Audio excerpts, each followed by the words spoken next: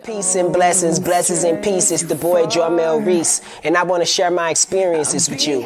If I had to put my life in one word, I would have to say ridiculous, man. From growing up in one of the worst neighborhoods in St. Louis, Missouri, launching a successful music career, recording with some of the top names in the industry, and launching my own clothing line, traveling the world, discovering the power behind yoga and meditation, and how it can heal the mind as well as the body.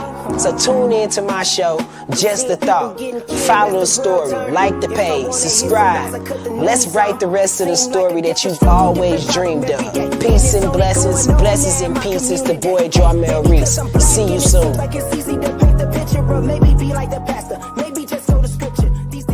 Peace and blessings, blessings and peace. It is another week of Just a Thought. I'm so glad to be here with you guys, man. I hope you guys had a prosperous, great week. Back with my co-host, guest host, superstar host.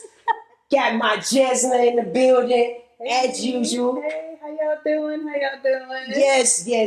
And we have Ann here as well. So, Ann, what do you want to connect with people today about? All right. I think we should have a conversation about back to basics. It's back to school. It's it's kind of like a new beginning. I think people even think of it more like a new beginning than they do in January, connecting to routines and what's next. And I know we talk a lot about how in the wellness industry, people can talk about, physical wellness and nutritional wellness as this binary thought that if you do these two things well, you've got it set up for life. But we're forgetting all the mushy middle, the fun middle, the middle of the Oreo sandwich where we're talking about emotional, social, sexual, health, digital wellness, financial wellness, some of the things. So I'd love just to have some conversations. I know we're going to be bringing on some incredible guests.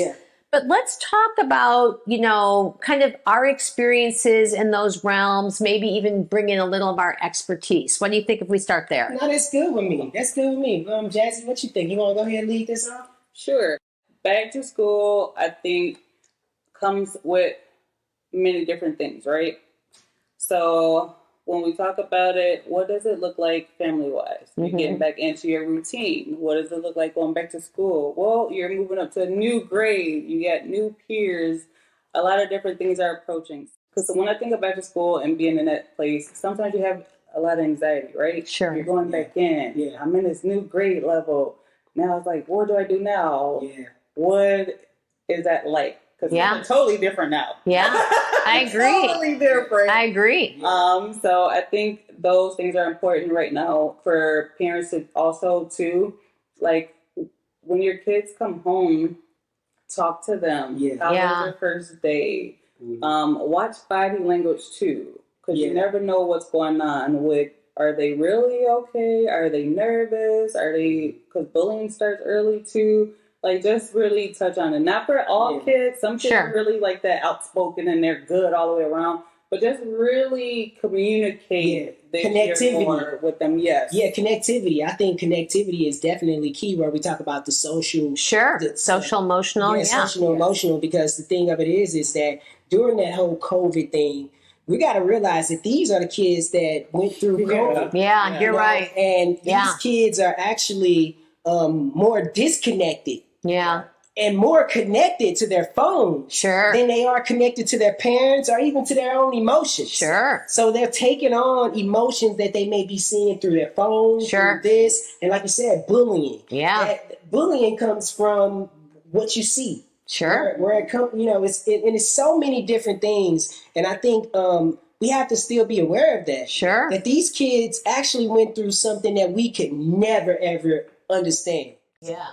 And one of the things too with that, and at the risk of sounding somewhat controversial, but in specific, if we're kind of going back to COVID and talking about that, you also have to forget that the people in the spaces, the educators, the coaches, it was a lot for us to deal with during that time. Really? I was one of them. And there wasn't a lot of grace. I mean, there wasn't a lot of grace for us. Is that while families were navigating new stuff, we were also navigating new stuff. Absolutely. And by the way, our families were also home. Absolutely. Oh my God.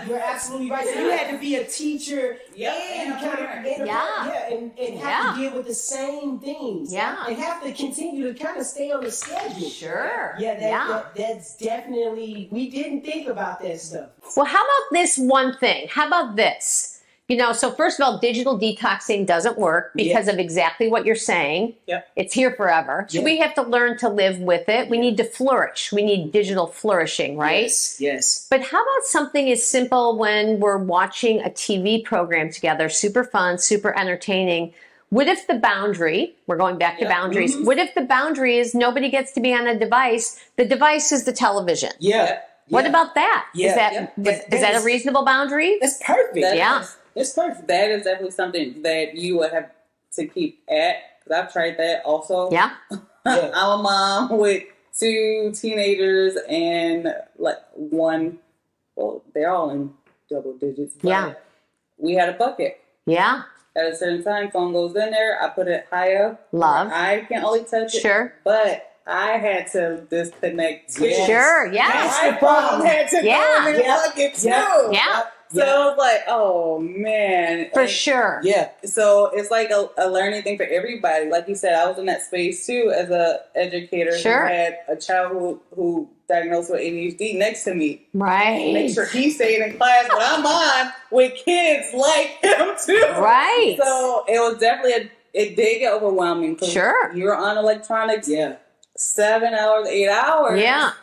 And it's like, you didn't realize how much as an adult you needed that break too. So you're absolutely right to stay on it, but you have to be consistent with that. And pick a program. And because it's hard, because you got to think about it. So let's say, now one of my favorite things to do is I like reading books, but I'm like an audio book person. Yeah, super cool. Yeah. But that's the problem. I'm still connected to the phone. Yeah, but here's the thing. So not all technology is the same, right? Like, so there's some people who have, like my husband is in corporate finance. He's on a computer all day long. That's his job, right? Even if COVID never came, if cell phones never came, he's always going to be on his computer, right? That's not my job. I'm with people. I'm talking to people. I'm doing programs for people. Like, I'm never on a computer for work, right? So, I mean, I do my billing on there and that type of stuff. So some of it is understanding that, but I just listened to, I'm connected to the Digital Wellness Institute, which is where I took my certifications from. It's amazing. Dr. Bobo was on yesterday, and he was talking specifically about digital wellness and boundaries. You do have to differentiate some of that. So is reading a book the same as reading a Kindle, the same as listening to a digital, a digital book? And here's the boundary around that. You can say to your kids, hey, I'm listening to a book for entertainment right now. Give me 30 minutes, which is very different than mindlessly scrolling through Instagram. Yeah, for sure. For sure, because you are aware of what you're doing. Completely. When I'm scrolling through Instagram and scrolling through YouTube on shorts, I get lost for about 45 minutes, and and I'm just gone, just in a zone, going through these things, and nothing's being done. Right. But if you're clear, if you're saying to your friend or saying to your spouse or saying, hey, listen, I need some time alone. I'm going to listen to this audiobook for 30 minutes. Then the people know what you're doing, right? And that feels better, that clarity. It's more responsible. Completely responsible technology. Responsible technology. Right. And a lot of our stuff now has those things where you can tune out. Like I'm a do not disturb alarm person. It never stops for me. It's always a go. Right. And so, it's like you said, just building those healthy boundaries. And that's what really it comes to. We got to learn how to be able to build boundaries. And firm and be okay. That this is what I'm saying at this time, and don't let anybody come into your bubble. Right. Yeah. And some of that is that immediate response thing, right? Like, and so I'm the same way. My kids often joke that if something terrible happened to them after 8 p.m., I'm not finding out till 6 a.m. Exactly. Exactly. Trust me. Exactly. Because actually, hours. real talk.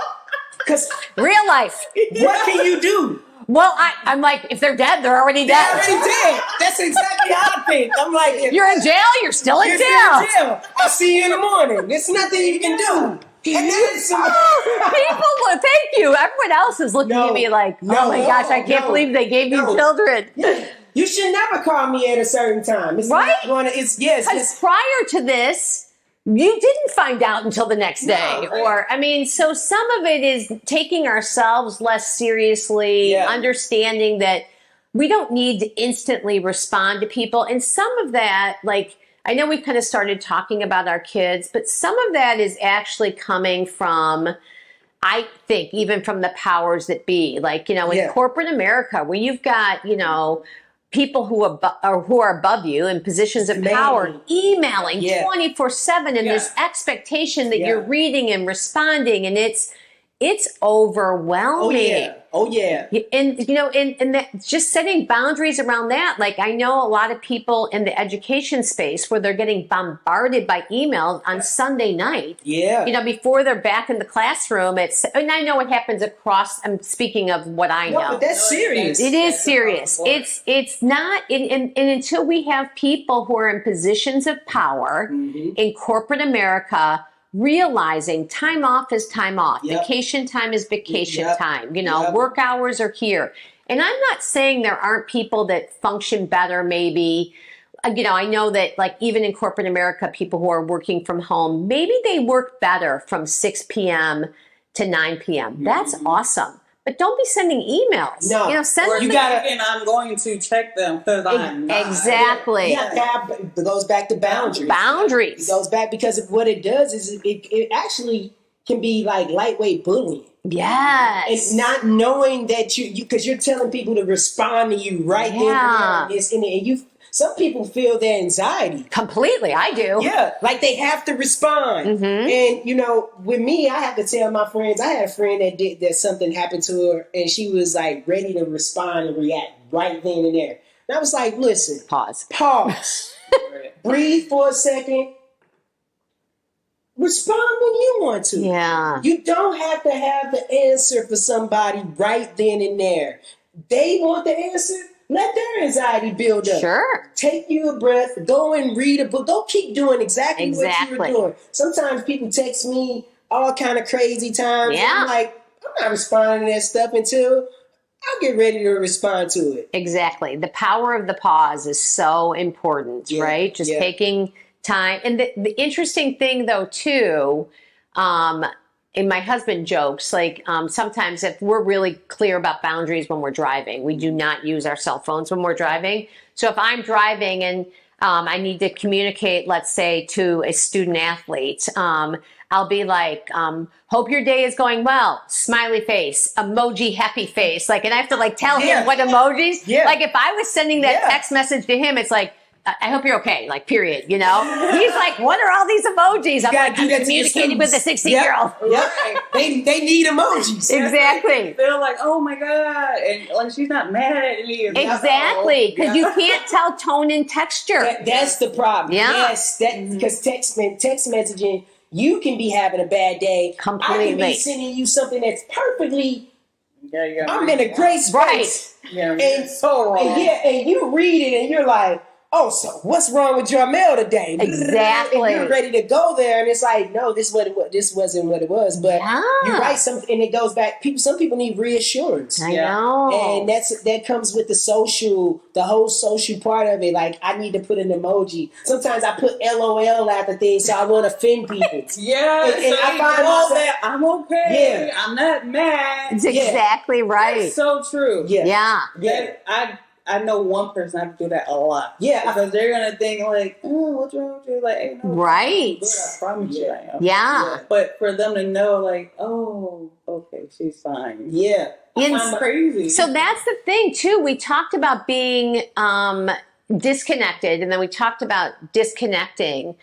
Maybe some of it is really just reevaluating, re-understanding boundaries as it relates to various forms of technology. Yeah. What is considered digital well-being as it relates to protocol for email or text message. And So maybe, I know we've got a newsletter that we're thinking about putting together. Absolutely. Maybe it's just putting together a list of, this is great policy for boundaries around phones at home, and this is a great policy to maybe try to implement in the workplace. Yes. With some resources. Maybe I can put that together. Yeah, most definitely. And you know what? With that being said, what we could be able to do is if you guys want to be able to subscribe to, get our newsletter, Oh, yeah. get all the things that you want to be able to give to us, we definitely will leave a link in here so you guys can be able to do that, because we definitely want to be able to get that literature out to people. Yeah. Because it's just a thought, but it's also a thing where we want to lead people to resources. Absolutely. We don't want you to be able to feel like you're not being able to have a place that you can't go. If you guys want to call us, you guys want to, any type of communication, definitely leave us some literature or leave us a note or leave a message, and we'll definitely get back with you. We want you to know that you're not by yourself. Absolutely. Because I know we all three have felt alone in our journeys of where we've been. Yeah. And the last thing we want to be able to do is to leave people alone. We're looking for the people who felt just like us. And so most definitely. Because and I know part of the plan is they have a resource page, right? Exactly. Yeah. Exactly. Yeah. So that's definitely what we want to do. So you definitely can be able to hit that link and be able to get the newsletter and start building this community so we can all be able to, join with each other. Before we sign off for this week, do you ladies have anything that you guys want to say to people for the rest of the week, or just give us some motivation, words of encouragement to, keep this thing going? Be you, be kind, be free. I love that. Be free. Yeah, I love that. Yeah. I think I'm going to give a practical advice. And so I think I would just encourage people to, again, when watching TV, maybe make a new rule, whether it's with your spouse or your friends or, with your kids. Yeah. Just like we're watching this movie, cell phones are away, or maybe have a tech-free dinner twice a week. Most definitely. Those are kind of two things I wanted to kind of point out. That's pretty cool. Yeah. That's pretty cool. I like that. Setting routines. Yeah. Yeah. How about you? I think just learn how to step back for a minute. I think for me, that pause. I've had to learn how to be able to just pause. Yeah. And I think don't get so caught up in worrying about what others' expectations may be for you. Truth. And really just figure out what those expectations look like for you. Mm-hmm. And breathe into it. Do your yoga practice, bring it all in, taking it, zenning it in. Zen it up. Just breathe. So I just want to leave people with just breathe this week. I think Love it. you can do anything through breath. Agreed. So, yes, I think that's what we're going to wrap up with. This wraps and concludes another week of Just the Thought. It is always a blessing to be able to be with you guys. Peace and blessings. Blessings and peace. We'll see you next week on Just the Thought. Peace. I wasn't. I'll be here no matter how hard. Just the thought, baby. Yeah.